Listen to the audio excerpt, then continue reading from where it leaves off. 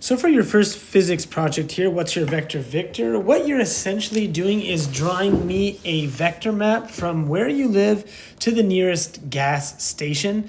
Now I have no way of actually verifying if this gas station is in its exact location, but I want you to get used to drawing vectors, and a lot of times, even to simple locations, it is, we have to take lots of little twists and turns and move at angles and stuff like that. So I want you to be able to compile all the different vector directions that you've used in order to get to the nearest gas station. Now, when you are doing this, make sure to include all of these aspects here, right? So a starting point of your destination and an ending point.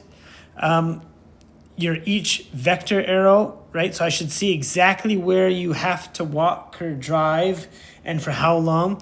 Make sure it's to scale. Okay, and that's really, really important. And I'll show you what I mean by that right now.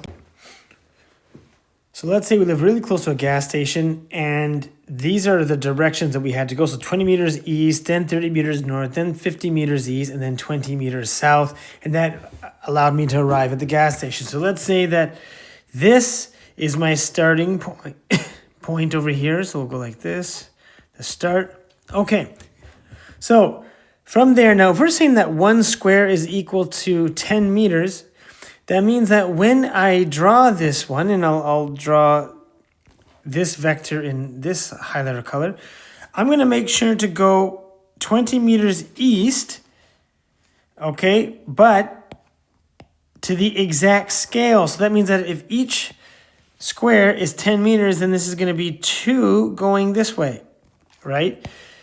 And so if I go 2 going this way, and that's 1 vector arrow, and then for the next vector arrow, it's 30 meters north, tip to tail. I'm going to go 3 squares this way, since each square is 10. And then 50 meters east. So from here, it'll be 5 blocks east, like this. And then 20 meters south again. So let's say from here I go 20 meters south. That's going to be exactly 2 blocks south. And so my final, right, I guess, displacement would be this line over here. And I would have to do all the vector additions to get that final triangle. But this has to be to scale. And I want to see these lines, and I mean all of these lines, clearly labeled. And it has to look presentable. Now, for your total displacement, I do want magnitude, direction, and angles, and I want you to show me all the calculations. That means all the trigonometry for those, for that calculation as well. And then I want you to calculate your average walking speed to there. Okay, and you can use the driving speed. That's fine as well. So it doesn't have to be walking. It could be driving speed. If you want to give me an estimate, that's fine. But I want to see a speed calculation done. And then I want to see a velocity calculation done. And remember, a velocity is going to have the direction of your displacement. Okay? And finally, this has to look neat and colorful. The more work you put into the design, if you look here, where it says visual neatness and appeal of poster, the better mark you're going to get. So make sure that your work is organized.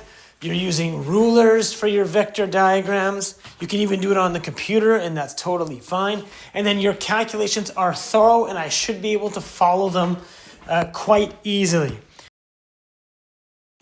The last thing I want to address here is that, minimum distance of 2 kilometers to get, a 3.5 out of 7, and greater distance to your gas station gets you higher marks.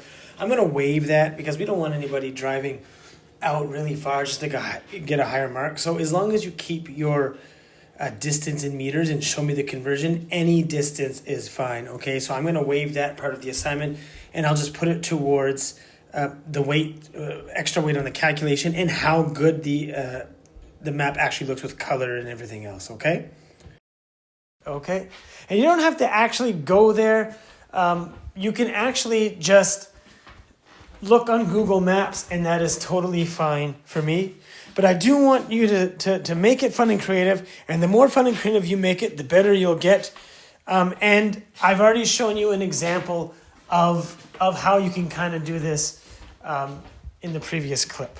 Okay, this entire assignment is marked out of 20, and this is an individual project, even though it says maximum of 3.